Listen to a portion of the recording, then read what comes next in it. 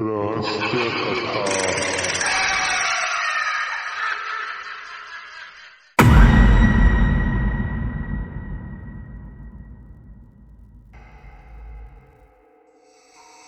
नमस्कार मित्रांनो, रहस्यकथा पेजवर आपलं स्वागत आहे. ग्रुप स्टडी हा विषय प्रत्येकाच्या आयुष्यात कधी ना कधी येतोच. हा विषय कानावर पडल्यानंतर आपल्या शालेय आणि कॉलेज जीवनातील बोर्डाच्या परीक्षांच्या आदल्या काही दिवसात मित्रांसोबत रात्रभर जागून केलेला अभ्यास, मस्ती, सोबत स्वाभाविकपणे परीक्षेच्या निकालाबद्दल लागलेली काळजी आणि करिअर विषयाची गंभीरता आणि त्यानंतर रट्टा मारून केलेला अभ्यास हे सर्व आठवतं. अनेकांना त्या आठवणी सुखद वाटतात, पण हे सर्वांच्या बाबतीत होतं असं नाही. काही असेही लोक असतात ज्यांना ह्या आठवणी वाईट स्वप्नाप्रमाणे त्यांच्या मनावर कायमस्वरूपी छाप पाडून जातात. अशीच ही घटना मधु पाटेकर नावाच्या एका व्यक्तीच्या आयुष्यात घडलेली घटनेवर आधारित आहे, जे मी आज आपल्यासोबत शेअर करणार आहे. ही घटना 2011 सालची आहे. मधु हा मुंबईतील एका म्युन्सिपल कॉलनीत राहायला होता. मधुचं ते 10वीचं वर्ष होतं.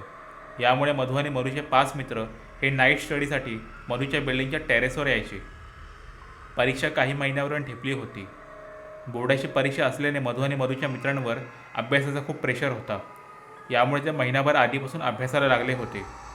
अशीच एक रात्र होती पौर्णिमेची, ज्या रात्री 8च्या सुमारास मधु व मधुचा मित्र निनाद हे दोघेही टेरेसवर आले होते आणि इतरांची ते वाट पाहू लागले.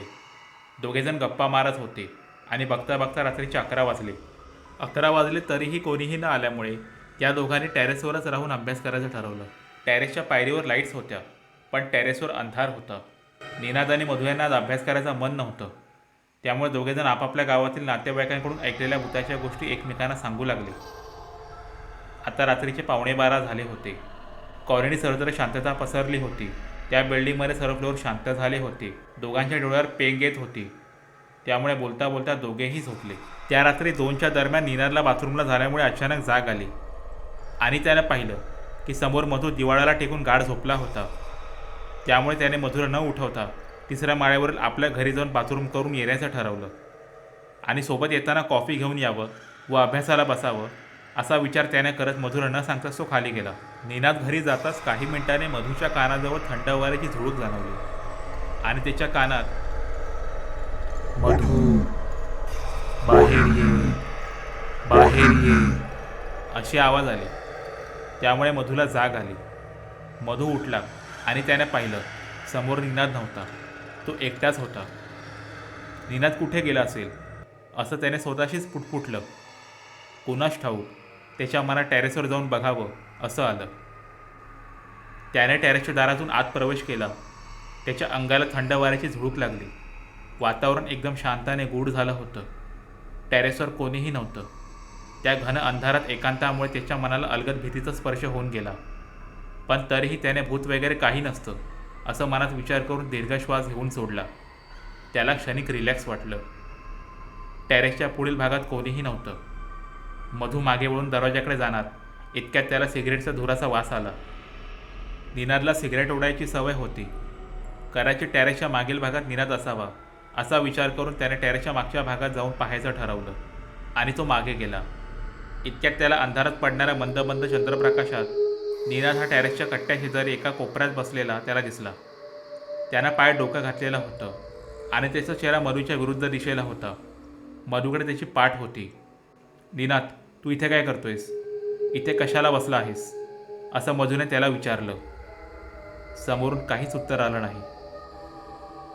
"निनाद, काय झालं? मी तुझ्याशी बोलतोय," असं मधुने पुन्हा पुन्हा विचारलं. पण तरीही त्याला कोणताच रिप्लाय आला नाही.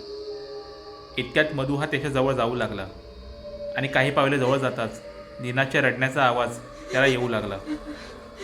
निनादला अचानक रडताना पाहून मधु गोंधळला होता, म्हणून त्याने त्याच्याजवळ जाऊन त्याच्या खांद्यावर हात ठेवला. हात ठेवताच निनादचं अंग बर्फाप्रमाणे थंड असल्याचं त्याला जाणवलं. हात ठेवताच निनादचे हुंदके देऊन रडणं बंद झालं आणि निनादने मागे वळून पाहिलं. निनादने मागे वळून पाहताच मधुच्या पायाखालची जमीनच सरकली. मधु भीतीच्या धक्क्याने मागे सरकला आणि विटेला ठेस लागून तो खाली पडला. कारण तो निनाद नव्हता, तो कुणाल होता. होय, कुणालच, ज्याने नापास झाल्यामुळे व आईवडिलांच्या दबावाला आणि ओरडण्याला कंटाळून 15 वर्षापूर्वी त्याच टेरेसच्या टोकावर उडी मारून आत्महत्या केली होती. कुणालचे दोन्हीही डोळे कपाळातील खोबणीतून बाहेर निघून लटकत होते आणि त्याच्या कपड्याला रक्त लागलं होतं व डोक्यातून भळाभळा रक्त वाहत होतं.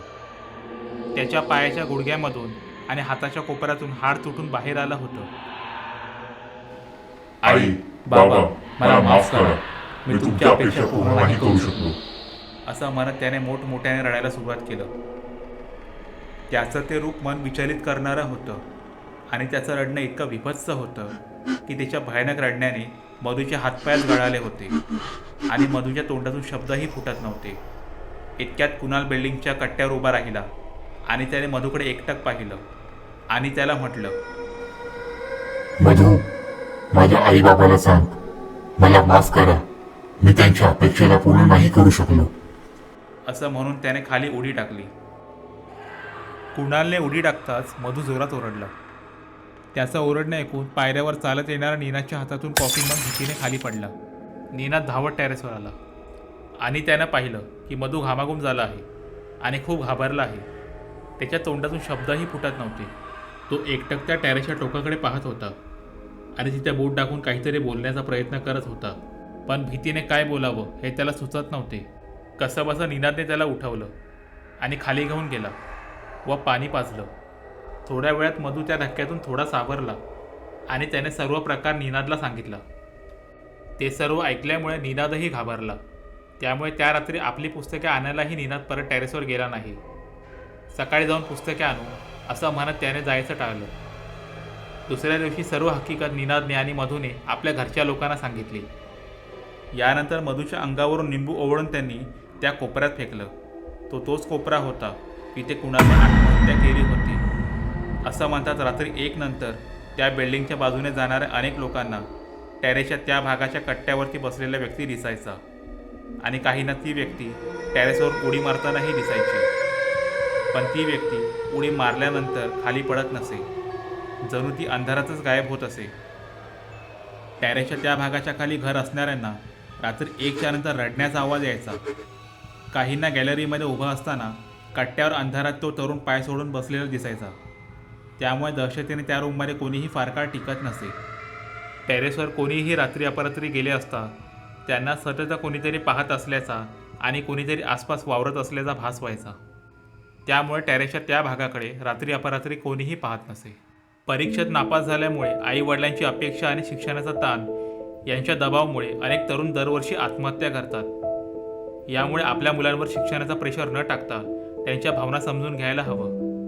कारण परीक्षा दरवर्षी येत जात राहतील, पण आयुष्य एकदा गेलं की परत येत नाही. यानंतर मागे उरतात ते फक्त दुःख, पश्चाताप आणि आठवणी. आपल्याला आमची ही आजची कथा कशी वाटली नक्कीच कमेंट करा आणि आपल्याला आमची आजची कथा आवडली असल्यास आपल्या रहस्यकरा चॅनलला सबस्क्राईब करायला विसरू नका.